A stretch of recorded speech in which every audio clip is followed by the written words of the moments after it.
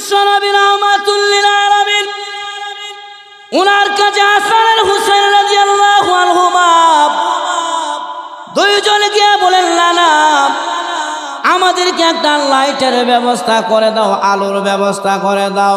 আমরা দুই ভাই এই ঘর থেকে ওই ঘরে যাব, আমাদেরকে একটা লাইটের ব্যবস্থা করে দাও। আল্লাহ নবী বলেন, হুসাইন রে, আমি নবীর ঘরের মধ্যে আগুন ধরে না, চুলায় আগুন ধরে না, চুলায় আগুন নয়, তোমাদেরকে লাইটের ব্যবস্থা কোথায় থেকে করব? তবে হুসাইন যেহেতু আবেদন করেছ, আসো তোমাদেরকে লাইটের ব্যবস্থা করে দেয়। ওরে হাসান আর হুসাইন, তোমরা দুই ভাই তোমাদের ঘরে যাইবা, লাইট খুঁজতেছ। ওরে হুসাইন শুনো, আমি নবী যখন নাকি আমার ঘর থেকে মুস্কি হাসি দিব, ওই ফাঁক দিয়া তোমরা দুই ভাই আমার ঘর থেকে তোমাদের ঘরে চলে যাইবা।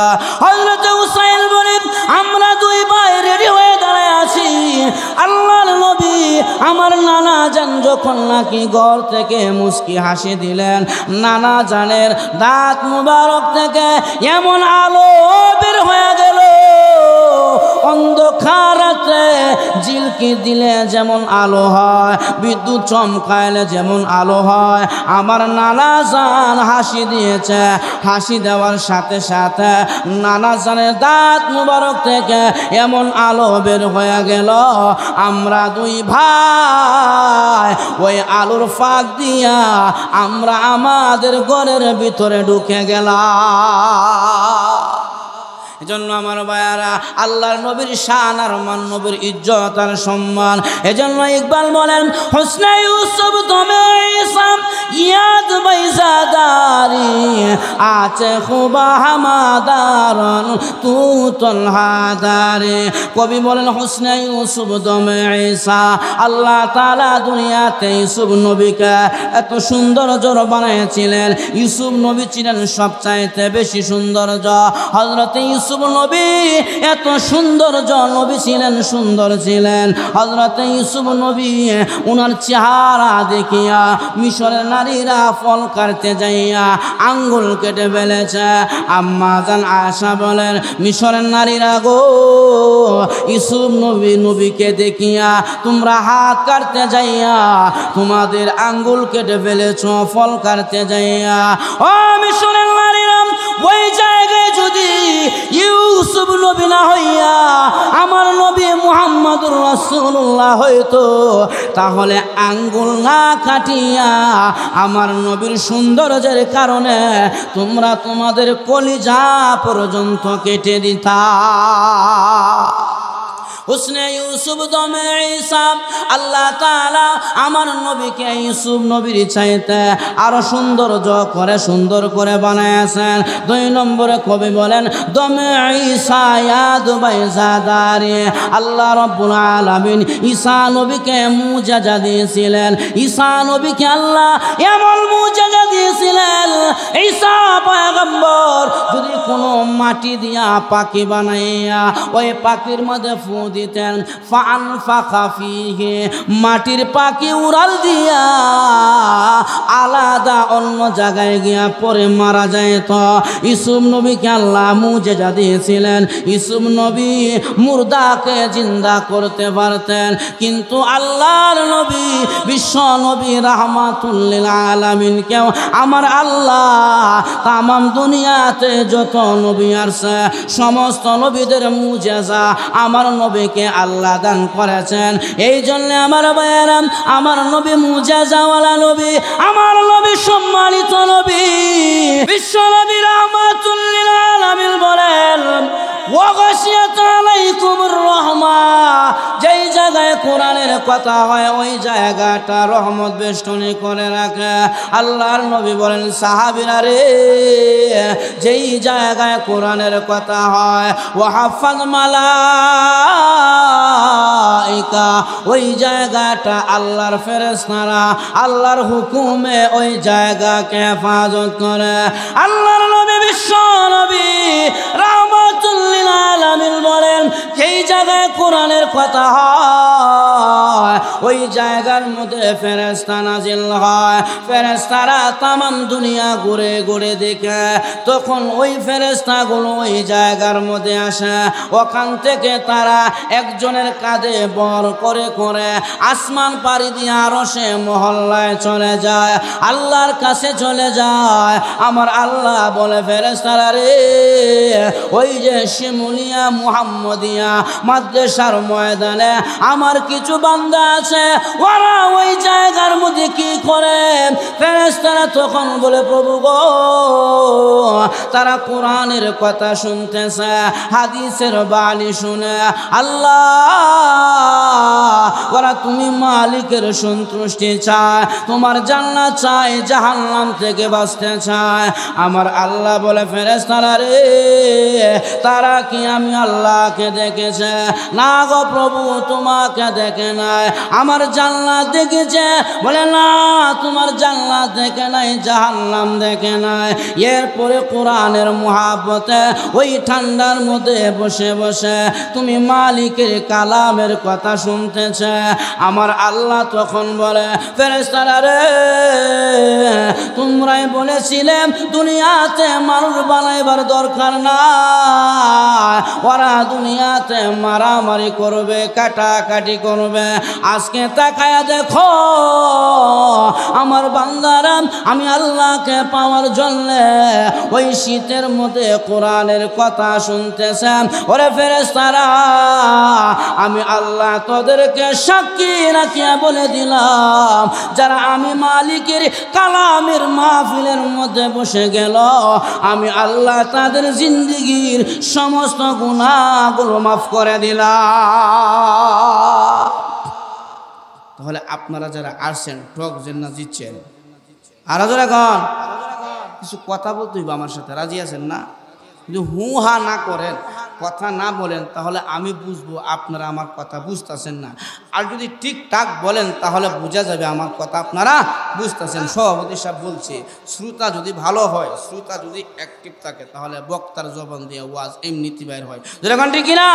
যেন একটু হু হা বলতে রাজি আছেন ইনশাআল্লাহ। আমার ভাইয়ারা, আপনারা যারা আসছেন অনেক ভাগ্যবান, অনেক পুণ্যময়, অনেক নেকের কাজ করেছেন। আমার ভাইয়ারা, এইটা হলো রজব মাস। এই মাসের মধ্যে আল্লাহ তাআলা একটি ঘটনা ঘটাইছেন পয়গম্বরকে দিয়া। এই মাসে আমার নবীকে আল্লাহ তাআলা এত সম্মান আর মর্যাদা দিলেন, যা অন্য কোনো পয়গম্বরকে আল্লাহ দেয় নাই। আল্লাহর পবিত্র কালামের মধ্যে 114 খানা সূরা আছে। 114 খানা সূরার মধ্যে আল্লাহ তাআলা 112টি সূরার মধ্যে বিভিন্ন আকারে বিভিন্ন বিক্ষিপ্তভাবে আলোচনা করেছেন। কিন্তু আল্লাহর কোরআনে এমন 2টি সূরা আছে, যেই সূরাগুলোর আউয়ালে যে আলোচনা, আখেরে সেই আলোচনা। যে আলোচনা দিয়ে আল্লাহ শুরু করেছেন, ওই আলোচনা দিয়ে আল্লাহ শেষ করেছেন। এমন সূরা হলো 2টি। এক নম্বরে হলো কুল হু আল্লাহর সূরা। এই সূরার মধ্যে আল্লাহ তাআলা তাওহীদের আলোচনা দিয়া শুরু করেছেন এবং তাওহীদের আলোচনা দিয়ে আল্লাহ শেষ করেছেন। ভিন্ন কোনো আলোচনা এই সূরার মধ্যে নয়। 2 নম্বরে সূরা কাউসারের মধ্যে আল্লাহ তাআলা আমার নবীজির রিসালাতের আলোচনা করেছেন, নবীজির শান আর মান ইজ্জতের আলোচনা করেছেন। আলোচনা শুরু করেছেন নবীর শান দিয়া এবং আলোচনা শেষ করেছেন নবীজির শান আর মর্যাদা দিয়া। অতএব আমার তেলাওয়াতকৃত সূরা এটা হলো নবীজির রিসালাত সম্পর্কে আলোচনা, নবীজির শান আর মান সম্পর্কে আলোচনা। আমার নবীকে আল্লাহ তাআলা এত উচ্চ লেভেলে পৌঁছায় দিয়েছে। আল্লাহ বলেন, ওয়ারফা'না লাকা যিকরাক, আমি আমার নবীকে সর্বোচ্চ মহলে পৌঁছায়া দিলাম। আল্লাহর নবী সাল্লাল্লাহু আলাইহি সাল্লাম কত উচ্চ লেভেলে চলে গেছে লক্ষ্য করে দেখেন। সুন্নতে রাসূল আধুনিক বিজ্ঞান এই কিতাবের ভিতরে উল্লেখ করেছে, বিজ্ঞানীরা বাতাসের মধ্যে মেশিন ফিট করছে।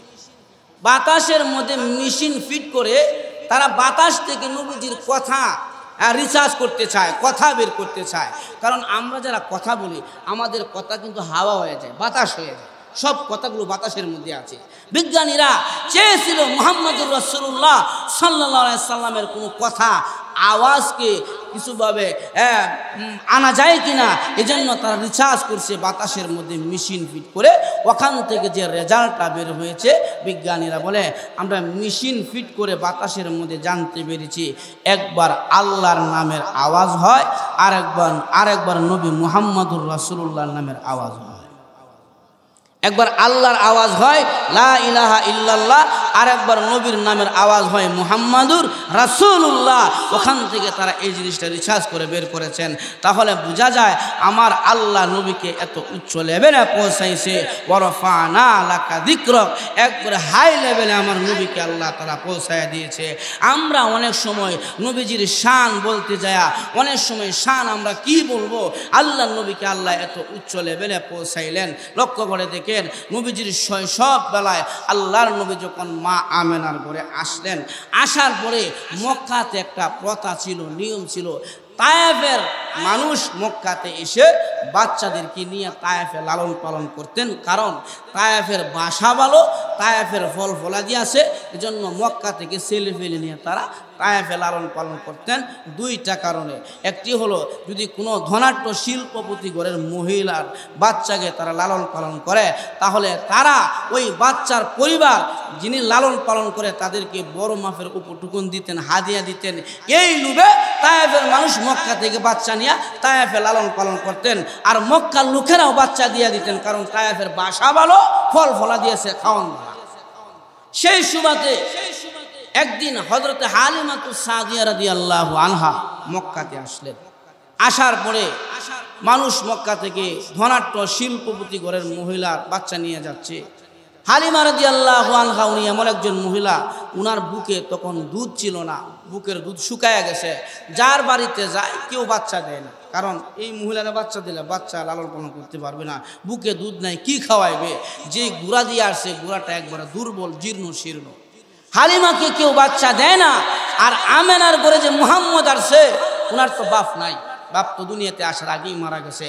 আল্লাহর নবী এতিম হওয়ার কারণে নবীকে কেউ নেয় না, হালিমা গরিব হওয়ার কারণে হালিমারে কেউ বাচ্চা দেয়।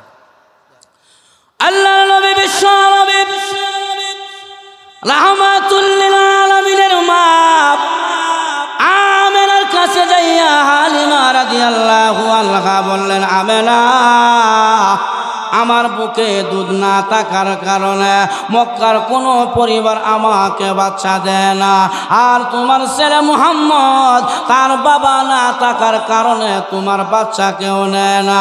আমেনা গো, এক কাজ করো, আমি গরিব মহিলা, আমাকে তোমার বাচ্চাটা দিয়ে দাও। খালি হাতে তায়েফে যাওয়ার চাইতে একটি এতিম বাচ্চা নিয়ে লালন পালন করে। এই বলে আল্লাহর নবী শিশু মুহাম্মদকে হালিমা আমেনার কাছ থেকে নিয়ে গেলেন। জীর্ণ শীর্ণ গোড়ার মধ্যে হযরত বিশ্ব নবীকে নিয়ে যখন হালিমা আরোহণ করলেন, আর তায়েফের অন্য অন্য গোড়াওয়ালারা বাচ্চা নিয়ে আধা ঘন্টা আগে তারা রওনা হয়েছে। হযরত হালিমা শিশু মুহাম্মদকে নিয়ে গোড়ার উপরে উঠিয়া যখন নাকি গোড়া তায়েফের উদ্দেশ্যে ছেড়ে দিলেন, হযরত হালিমা বলেন, আমি তাকায়া দেখি শিশু মুহাম্মদকে গোড়ার উপরে আরোহণ করার ফলে আল্লাহর নবীর বরকতে আমার জীর্ণ শীর্ণ গোড়া এত দ্রুতগামী চলতে আরম্ভ করলো, এত স্পিডে চলতে আরম্ভ করেছে। আধা ঘন্টা আগে যে গোড়াওয়ালারা মক্কা থেকে ছেড়ে তায়েফের উদ্দেশ্যে রওনা দিয়েছিল, তাদেরকে পিছনে পেলে আমার জীর্ণ শীর্ণ গোড়া মুহাম্মদকে নিয়ে চলে গেল তায়েফে। হযরত হালিমা আর সহ্য হয়ে গেলেন। আল্লাহর নবী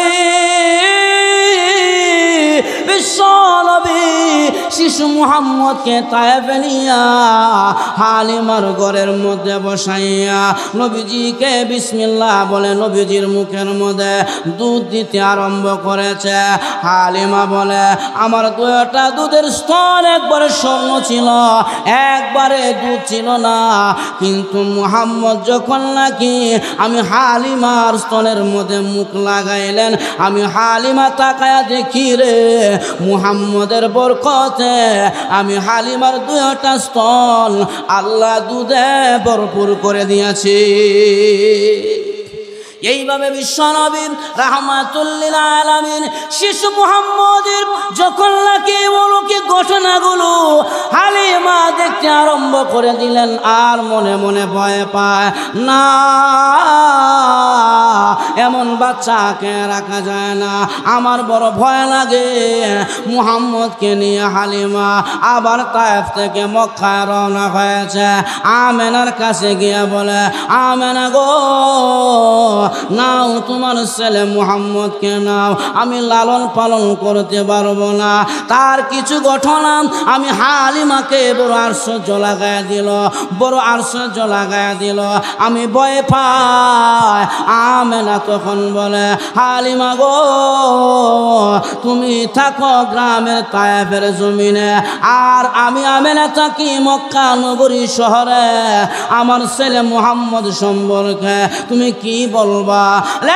হালিমা শুনো, আমার ছেলে মুহাম্মদ যখন নাকি পৃথিবীতে পদার্পণ করেছেন, মহিলাদের বাচ্চা হলে প্রসবের ব্যথা হয়, প্রসবের রক্ত হয়, কিন্তু আমার ছেলে মুহাম্মদ যখন নাকি দুনিয়াতে আসে, আমি আমেনা প্রসবের ব্যথা কি জিনিস বুঝি না। আমেনা বলে, তুমি কি বলবা বাচ্চা মুহাম্মদ সম্পর্কে? আমি মা পরিচিত। এইভাবে হালিমার আমেনার মধ্যে কথা হচ্ছে। এমন সময় জিবরাইল আলাইহিস সালাতু ওয়াস সালাম হালিমা ও আমেনার কাছে আসলেন। আল্লাহর পক্ষ থেকে এসে বলে, হালিমা ও আমেনা, তোমরা দুইজনে কি বলা বলি করো শিশু মুহাম্মদ সম্পর্কে? তোমাদের আশ্চর্য মনে হয়। রে আমেনা শোনো, তোমাদের বয়স কত হবে? 30-35-এর ঊর্ধ্বে কারো বয়স হবে না। বলে, না, তার চাইতে বেশি বয়স হবে না। ও আমেনা ও হালিমা, তোমরা কয়টা রাষ্ট্র সফর করেছ? মক্কা আর ইয়াসরিব মদিনা ছাড়া কোথাও যাও নাই? বলে, না, এর চাইতে বেশি জায়গায় আমরা সফর করি না। হযরত জিবরাইল বলে, আমেনা ও হালিমা, এই বয়সে তোমরা কি বলবা? আমি জিবরাইলের জন্ম হয়েছে আজ থেকে লক্ষ লক্ষ বছর আগে। আমাকে মহান আল্লাহ 60টি নূরের পাকা দিয়েছে। আমি পাকা দিয়া টান দিলে 1 মিনিটের ভিতরে তামাম দুনিয়া কয়েকবার চক্কর লাগাইতে পারে। রে আমেনা ও হালিমা, ভালো করে শুনো, আমি জিবরাইলের জন্মের পরে আমি তামাম দুনিয়া কোটি কোটি বার ঘুরে ঘুরে দেখেছি। আল্লাহর কসম করে বলি, আমি জিবরাইল পৃথিবীর কোথাও শিশু মুহাম্মদের চাইতে এমন সুন্দর বাচ্চা কোথাও দেখি না। কি কইবা তোমরা? বয়স 35, ঘুরছো মক্কা আর মদিনা। আমি জিবরাইল তামাম দুনিয়া ঘুরেছি, আল্লাহর নবীর মতন এমন সুন্দর বাচ্চা আমি পৃথিবীতে কোথাও দেখি নাই। এমন সময় আমার আল্লাহ জিবরাইলকে ডাক দেয়, কয়, জিবরাইল, রে জিবরাইল।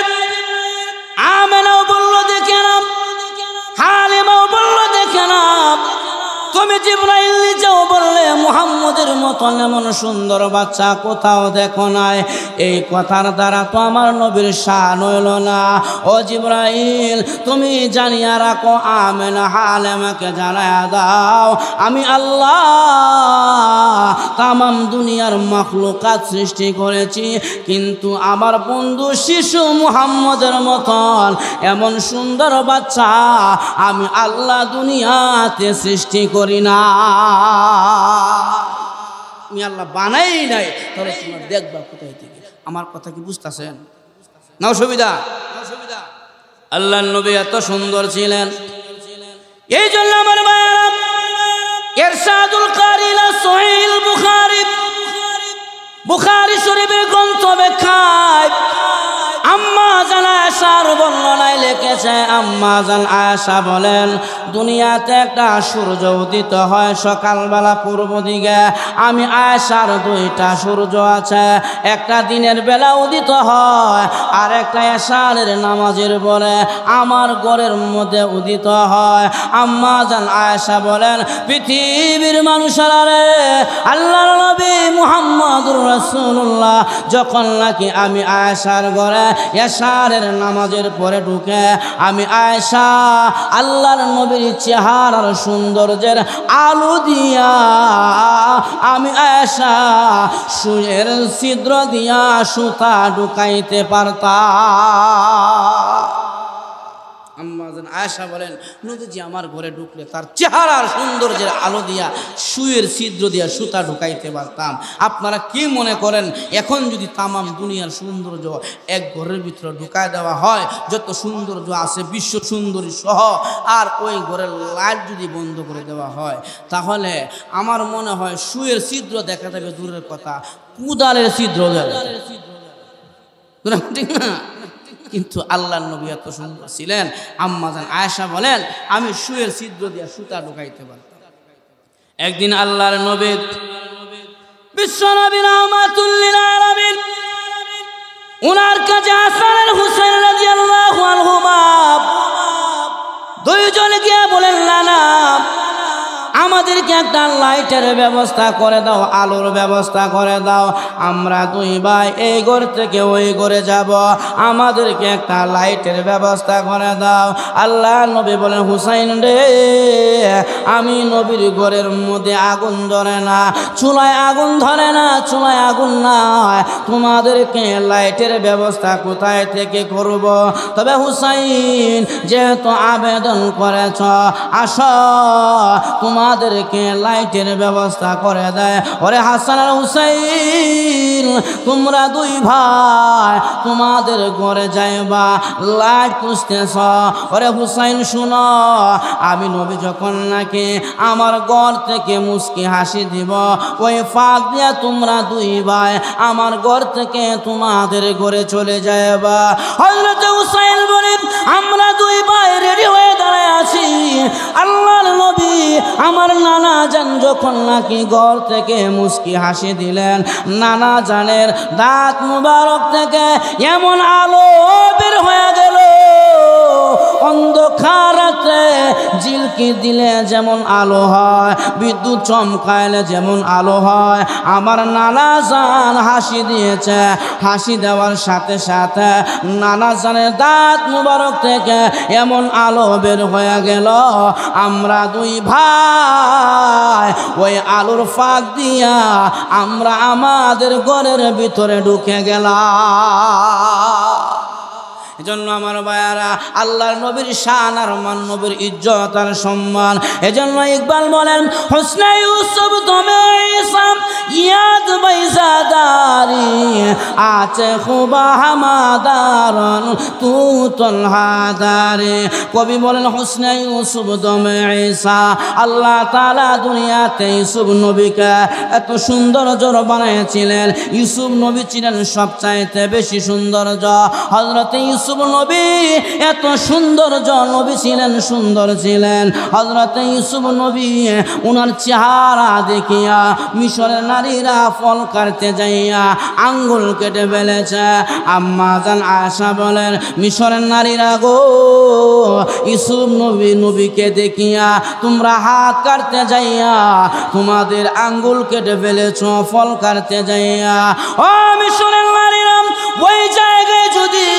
ইউসুফ নবী না হইয়া আমার নবী মুহাম্মদুর রাসূলুল্লাহ হইতো তাহলে আঙ্গুল না কাটিয়া আমার নবীর সৌন্দর্যের কারণে তোমরা তোমাদের কলিজা পর্যন্ত কেটে দিতা হুসনে ইউসুফ দমে ঈসা আল্লাহ তাআলা আমার নবীকে ইউসুফ নবীর চাইতে আরো সুন্দর করে বানায়াছেন। 2 নম্বরে কবি বলেন দমে ঈসা ইয়াদ বাইজাদারি আল্লাহ রাব্বুল আলামিন ঈসা নবীকে মুজিজা দিয়েছিলেন। ঈসা নবীকে আল্লাহ এমন মুজিজা দিয়েছিলেন, ঈসা পয়গম্বর যদি কোনো মাটি দিয়া পাখি বানাইয়া ওই পাখির মধ্যে ফু দিতেন ফানফাখা ফিহি মাটির পাখি উড়াল দিয়া আলাদা অন্য জায়গায় গিয়া পরে মারা যায়। তো ইউসুফ নবীকে আল্লাহ মুজিজা দিয়েছিলেন, ইউসুফ নবী মুর্দাকে জিন্দা করতে পারতেন, কিন্তু আল্লাহর নবী বিশ্ব নবী রাহমাতুল লিল আলামিনকেও আমার আল্লাহ তামাম দুনিয়াতে যত নবী আসছে সমস্ত নবীদের মুজিজা আমার নবীকে আল্লাহ দান করেছেন। এই জন্য আমার ভাইয়েরা আমার নবী মুজিজাওয়ালা নবী, আমার নবী সম্মানিত নবী, আল্লাহর নবী বিশ্ব নবী রাহমাতুল লিল আলামিন বলে হাউজে কাউসারের পানি পান করলে 2টা গুনাহ করা যাবে না। 1 নম্বরে হলো শিরক করা যাবে না, 2 নম্বরে হলো বেদাত করা যাবে না। 2টা গুনাহ মুক্ত আমল করতে হবে। আমার নবী বিশ্ব নবী আপনাকে আমাকে হাউজে কাউসারের পানি উঠাইয়া পান করাবে। ওই হাউজে কাউসারের মধ্যে আংটা লাগানো আছে, এক একটা আংটার মধ্যে গ্লাস আছে, সবার নামে একটা করে গ্লাস আছে। এখন আপনি বলতে পারেন হুজুর কি পরিমাণ গ্লাস হবে ওই হাউজে কাউসারের মধ্যে, আর কি পরিমাণ উম্মত হাউজে কাউসারের পানি পান করবে?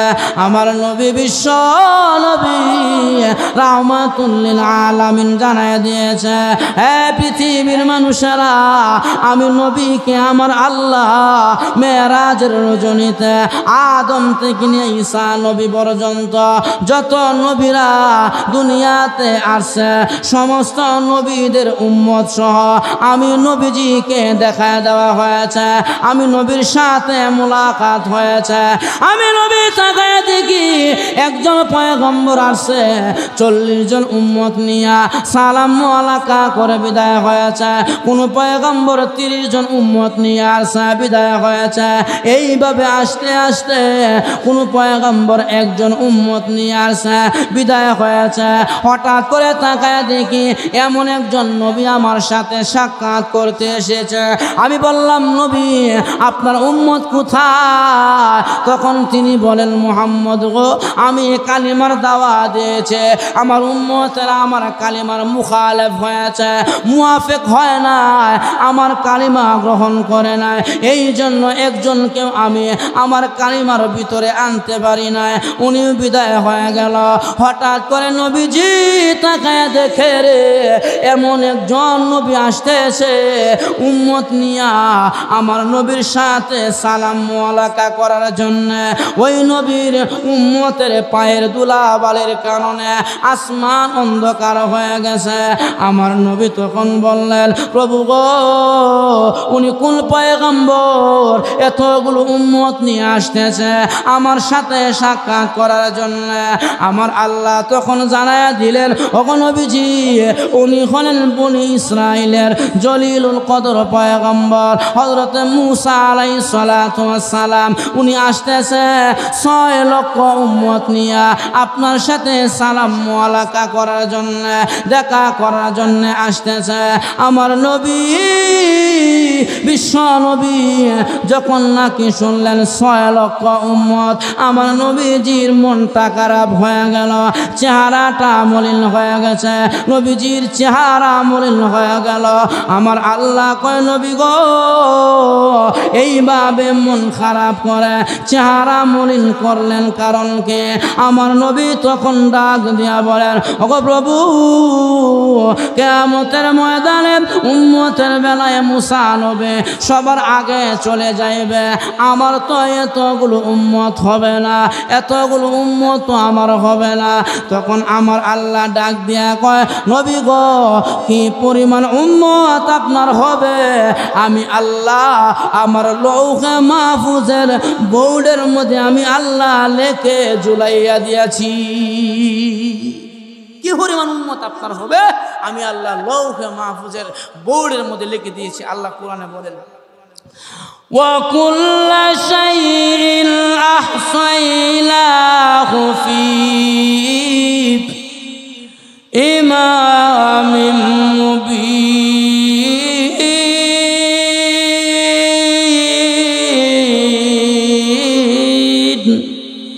ইমামিম মুবিন আয় ফি কিতাবিম মুবিন। নবী গো কি পরিমাণ উম্মত আপনার হবে আমি আল্লাহ কিতাব আকারে লৌহে মাহফুজের বোর্ডের মধ্যে লিখে দিয়েছি।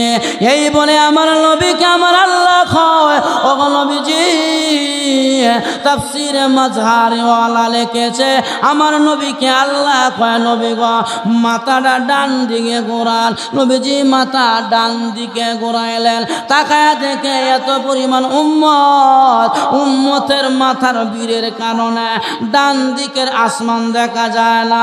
মাথা বাম দিকে ঘোরাইলেন, উম্মতের বীরের কারণে বাম দিকের আসমান দেখা যায় না, সামনের আসমান দেখা যায় না, পিছনের আসমান দেখা যায় না। আমার আল্লাহ কয় নবী গো কি পরিমাণ উম্মত আপনি দেখেছেন? আমার নবী কয় প্রভু হে এত পরিমাণ উম্মত দুনিয়ার কোনো কম্পিউটার ধরবে না, ক্যালকুলেটর ধরবে না, এত পরিমাণ উম্মত তুমি আমাকে দিলা। আমার আল্লাহ কয় ও নবীজি আপনি মুসা নবীর 6 লক্ষ উম্মত দেখিয়া টেনশনের মধ্যে পড়ে গেলেন। আমি আল্লাহ আপনাকে 6 লক্ষ নয় 6 কোটি নয় অগণিত অসংখ্য উম্মত দান করলাম, যাতে করে হাসরের মাঠে উম্মতের বেলায় আপনি নবী সকলের আগে চলে যাইতে পারে। ওই দিন তাফসীর মাজহারি ওয়ালা লিখেছে ওই দিন আল্লাহ তাআলা কুদরতি ভাবে আপনার আমার চেহারাটাও আমার নবীকে আল্লাহ দেখায় দিয়েছে। সুবহানাল্লাহ। এজন্য হাদিস আসে মেশকাতে আল ওয়ালুদ আল ওয়াদুদ, যেই মহিলা সন্তান বেশি দেয়, যেই মহিলা সন্তান বেশি প্রসব করে, ওই বেশি প্রসব করেনা ওয়ালার মহিলার মেয়েকে বিয়া করো, আওলাদ বাড়াও। আল ওয়ালুদ আল ওয়াদুদ, সন্তান বাড়াও, আওলাদ বাড়াও। আমি নবী কিয়ামতের দিন আওলাদ নিয়া উম্মত নিয়া আল্লাহর আদালতে গর্ব করব, অহংকার করব, আমার উম্মত বেশি, আমার উম্মত বেশি। এটা হলো নবীর কথা। আওলাদ বাড়াও, সন্তান বেশি বেশি নাও। কিন্তু আমাদের সমাজে একটা কথা আছে, 2টি সন্তানের বেশি নয়, একটি হলে বালাও। হেই বেটা কয় সন্তান কমাইতো, আর রসুল কয় আওলাদ বাড়াও, সন্তান বাড়াও। কার কথা মানবেন? নবীর কথা না শিক্ষিত লোকের কথা? কার কথা মানবেন? সন্তান বেশি নিতে হবে। আমার নবী উম্মত নিয়ে গর্ব করবে, অহংকার করবে আল্লাহর আদালতে। এজন্য আল ওয়ালুদ আল ওয়াদুদ, সন্তান বাড়াও, আওলাদ বাড়াও। যেই মা প্রসবে সন্তান বেশি দেয়, ওই মায়ের মেয়েকে বিয়া করে আওলাদ নাও, আওলাদ নাও, বেশি করে সন্তান নাও।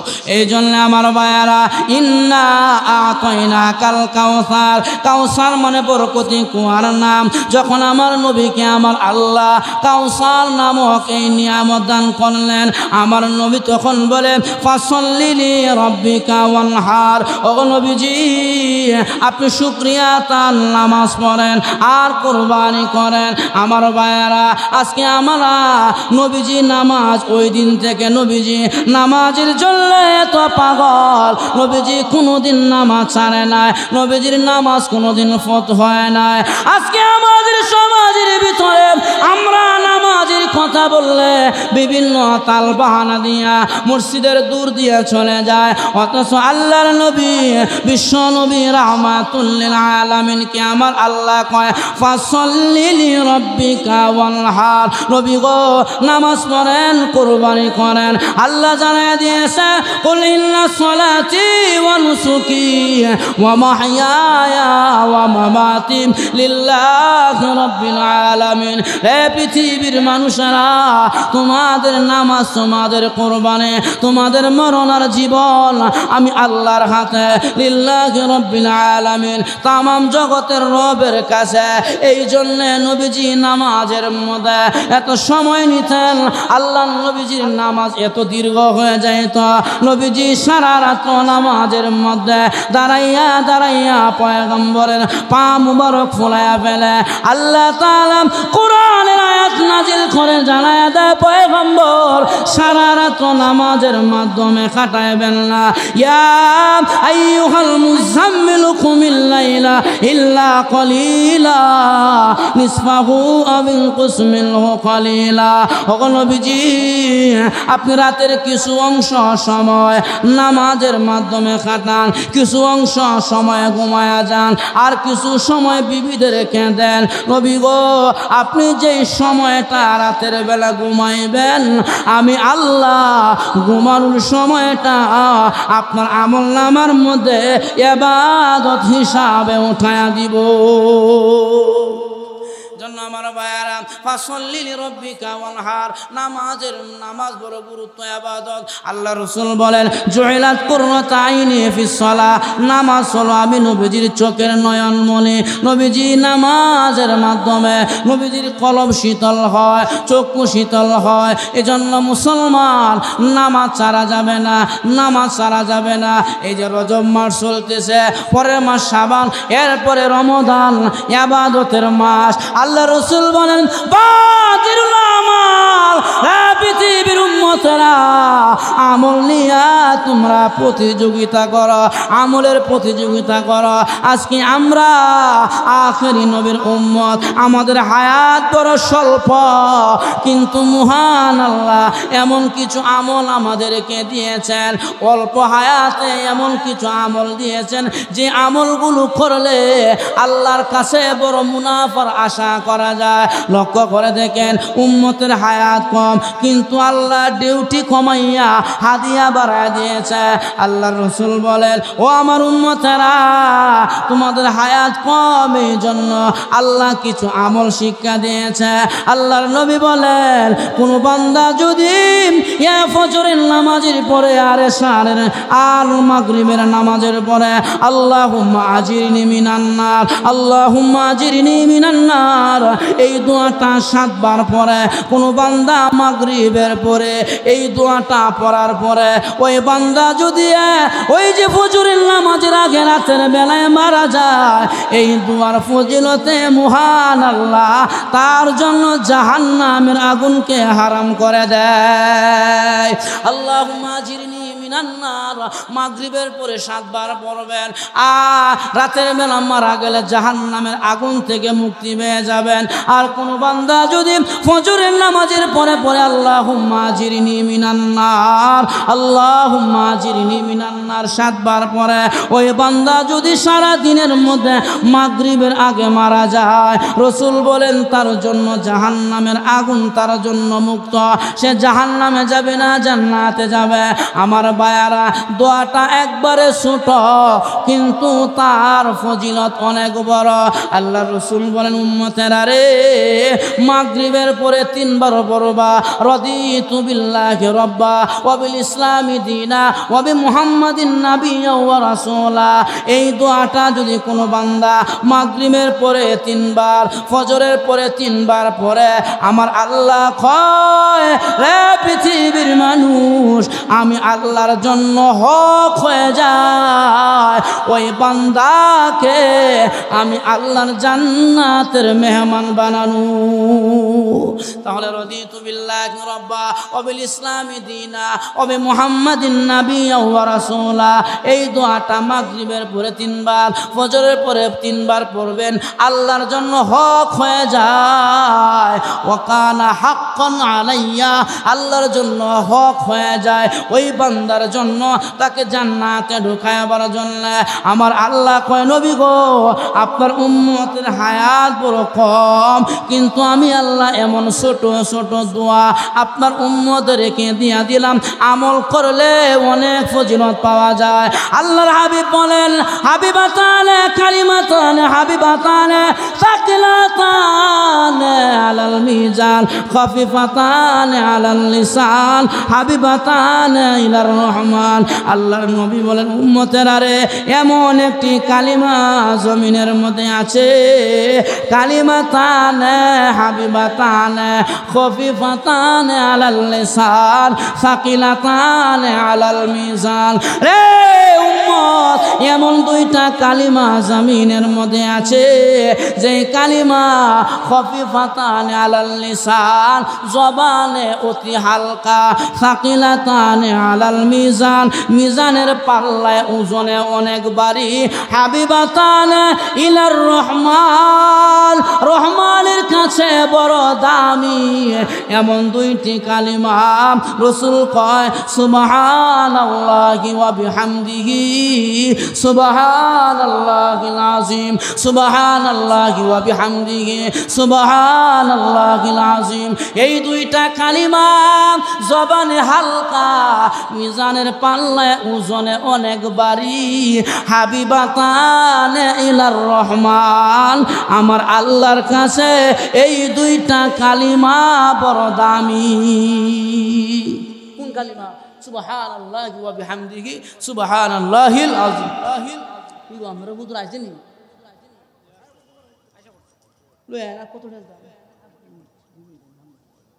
তাহলে এই কালিমাগুলো আপনার আমার জীবনে দরকার। আল্লাহ রাসূল বলেন রজব মাস চলছে, আল্লাহুম্মা বারিক লানা ফি রজব ওয়া শাবান ওয়া বাল্লিগনা রমাদান। এই দুনিয়ার উম্মত এই যে দোয়াটা আল্লাহর হাবিব বলেন আল্লাহুম্মা বারিক লানা ফি রজব ওয়া শাবান ওয়া বাল্লিগনা রমাদান। কোন বান্দা বান্দি যদি এই দোয়াটা নিয়মিত নামাজের পরে রজব মাসে আমল করে, এই দোয়ার আমল করে, ওই বান্দাকে আমার আল্লাহ রমজান পর্যন্ত হায়াত লম্বা করে রমজানের গোলামি আমার আল্লাহ তার আমল নামায় নসিব করে দেয়। কোনো বান্দা এই দোয়াটা বেশি বেশি পড়ে আল্লাহ তার হায়াত রমজান পর্যন্ত লম্বা করে দেয়। যদি কোনো বান্দা রমজানের আগেও মারা যায় আর এই দোয়ার আমলটা তার ছিল আমার রাসূল বলেন ওই বান্দার আমল নামার মধ্যে আমার আল্লাহ রমজান মাসের গোলামির সওয়াবটা আমার আল্লাহ তার আমল নামার মধ্যে লিখে দেয়। সুবহানাল্লাহ। তাহলে আমার ভাইয়েরা আমি যে সূরা তেলাওয়াত করেছিলাম আল্লাহ বলেন নবীকে নবী গো আমি কাউসার দিলাম, তার মানে কোরআন দিলাম, কোরআনকে শক্তভাবে ধরবেন। 2 নম্বরে নবীকে কোরআন দেওয়ার পরে নবী রাসূল বলেন ফাসাল্লি লিরাব্বিকা ওয়ানহার। আল্লাহ নবীকে আল্লাহ বলছেন নবী গো আপনি আমার জন্য নামাজ পড়েন, কুরবানি করেন। ইন্না শানিয়াকা হুয়াল আবতার। আর মক্কার লোকেরা আপনাকে লেজ কাটা আটকুরা নির্বংশ বলেছিল, আপনার বংশ কেউ থাকবে না। নবীজি আমি আল্লাহ আপনার বংশকে কিয়ামত পর্যন্ত এই জমিনের মধ্যে রাখবো। আমি আল্লাহ হলাম, আমি আল্লাহর নবুয়ত যেই জায়গায় চলবে আপনি নবীজির নবুয়ত সেই জায়গায় চলবে। আমি হলাম তামাম জগতের রব, আপনি হলেন তামাম জগতের নবী। আমি হলাম রব্বুল আলামিন, আপনি হলেন রাহমাতুল লিল আলামিন। আমি আল্লাহর নামের সাথে আপনার নাম কিয়ামত পর্যন্ত এই জমিনের মধ্যে থাকবে, উচ্চারণ হইতে থাকবে। এজন্য আমার নবীর শানকে আল্লাহ তাআলা বাড়িয়ে দিয়েছে। আর যারা নির্বংশ ছিল আল্লাহ তাআলা তাদের নবীকে নির্বংশ বলেছিল, আল্লাহ তাআলা নবীকে সন্তান দিয়া বংশওয়ালা বানায় দিলেন।